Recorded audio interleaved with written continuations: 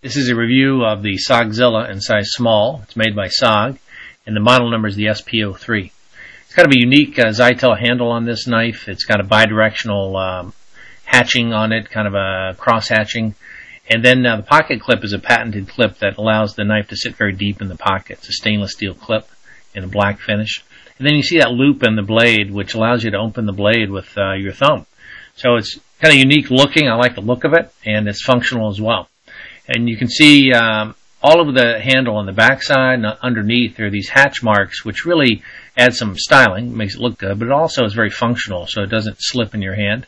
This is a standard lockback design, and it has a black TiNi finish on the blade. It's very corrosion resistant and a durable finish. The knife itself just feels good in the hand. It's kind of sculpted, it points well, and it's the right size. You know, it's not too big, not too small. Good functional all-around knife, kind of a thick blade as well. I think you'll like it. It's reasonably priced as well, and it comes with a full lifetime warranty from SOG. That's always nice. So good quality knife and extremely durable. You really can't go wrong.